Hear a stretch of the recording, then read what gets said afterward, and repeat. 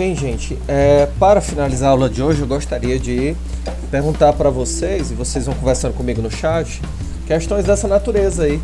Vocês podem observar o que é arte e o que não é arte, certo?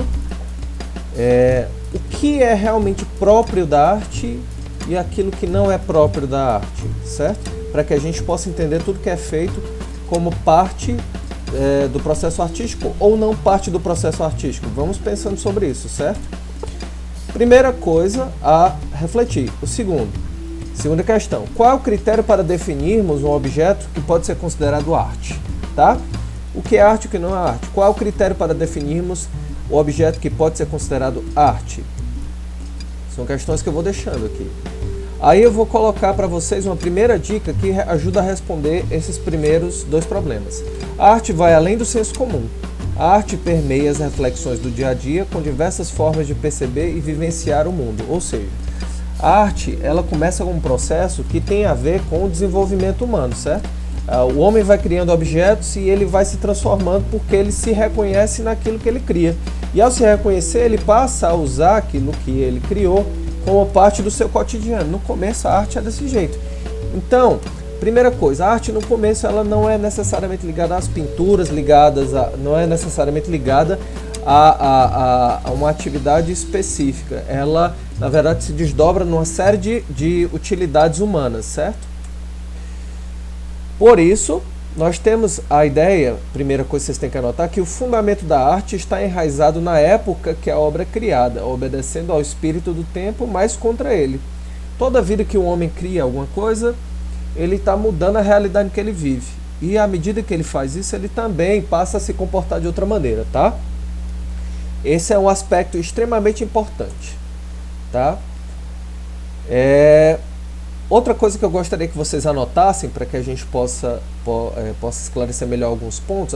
Nós estávamos falando dos impressionistas, mas esse aqui é o pano de fundo que eu gostaria que vocês observassem para a gente entender melhor como é que a gente deve entender a ideia de arte na relação com a semiótica, tá? Primeiro, poiesis. Tá? Antes de tudo, a arte tinha a ver com poiesis, é uma ideia grega. O que isso quer dizer? Quer dizer, tem a ver com o fato de você produzir as coisas, tá certo?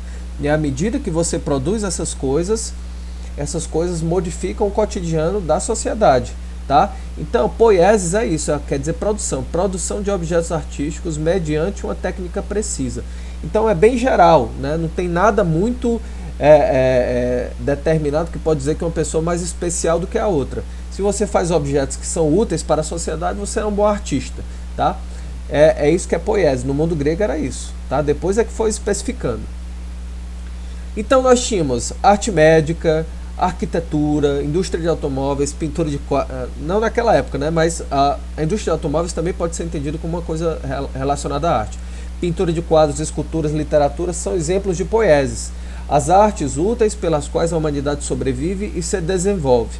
Ou seja, toda arte, para ser útil para a humanidade, ela precisa produzir alguma coisa que será utilizada pelas pessoas nas relações entre elas, inclusive. Não é só a relação da pessoa com o objeto, mas a relação pessoa a pessoa, tá certo?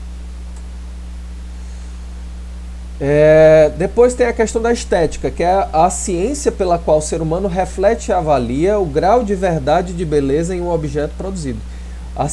Ou seja, além da poiesia, que é o fato da produção pela produção do objeto artístico, você tem então essa coisa da estética, né? A estética como a ciência do belo, onde você pode classificar o que é bonito e o que não é bonito. E a estética ela é criada por diversos pensadores, diversos filósofos ou não, tá?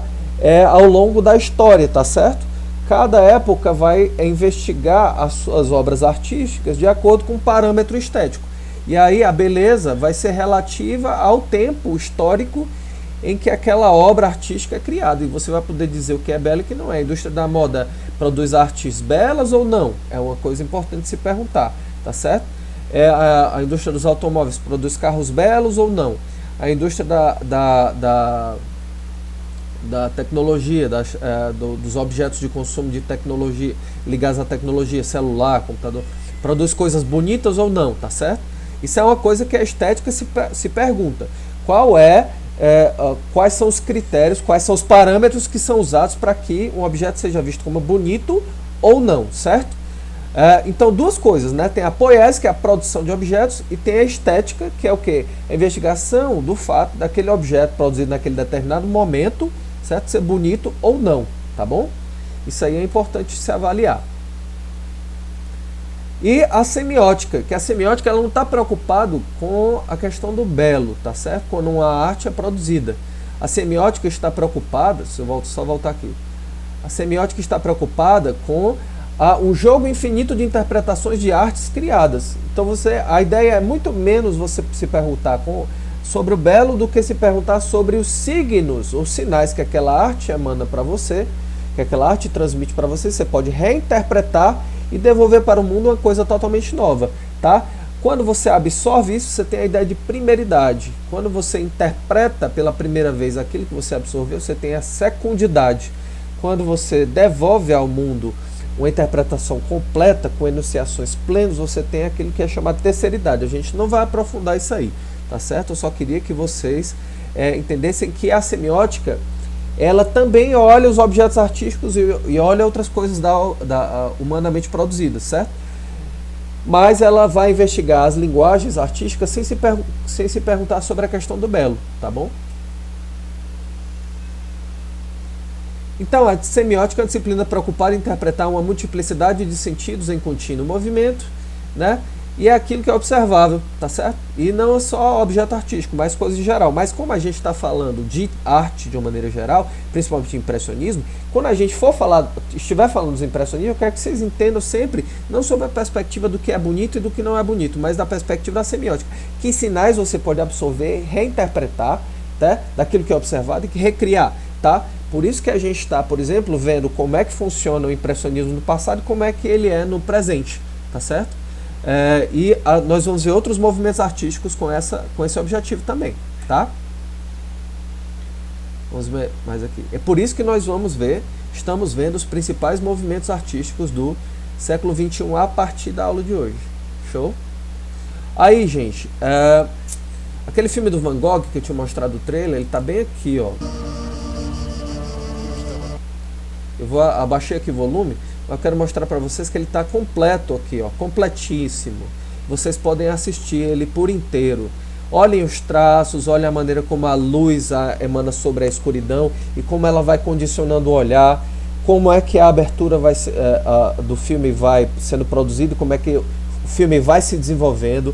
Cada elemento desse é um mundo infinito de criação, né, que é colocado aí e você pode reinterpretar. Eu estou só colocando algumas partes aqui que vocês podem achar super interessantes. Olhem os traços, como são meio borrados, né? O Van Gogh, ele não é propriamente um impressionista, tá certo? Mas ele é um cara que está entre o impressionismo e o expressionismo. Muitas vezes ele é visto como pós-impressionista. Então é em cima dele que a gente está refletindo sobre alguns traços estéticos aqui e alguns traços semióticos. Mas pensem sobre isso com um objetivo muito claro. Eu estou vendo esse filme aqui, mas qual é a utilidade disso para o curso multimídia, tá certo? Qual vai ser a importância de eu ver um filme desse aqui para a minha área de atuação no mercado, tá certo? Eu vou dizer o porquê que eu estou mostrando Van Gogh para vocês aqui, ou na verdade não Van Gogh, mas um filme baseado nas obras do Van Gogh, né? Um filme baseado no estilo de pintura do Van Gogh, tá? Pelo seguinte motivo, tá, gente? Porque também, do mesmo jeito que nós tínhamos os impressionistas, nós temos o Van Gogh aqui sendo utilizado pela mídia de massa para produzir propagandas. Aqui você tem um bonequinho do Van Gogh, olha só, e a pintura, uma das pinturas do Van Gogh adaptadas, certo? A moldura do carro, tá?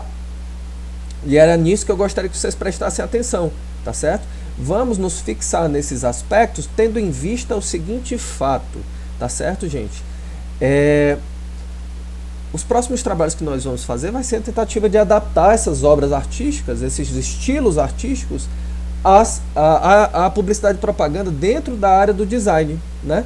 Então eu vou passar aqui para vocês essas correntes artísticas, mas vocês vão pegando as referências e vão tentando reproduzir elas dentro dos trabalhos que vão sendo passados.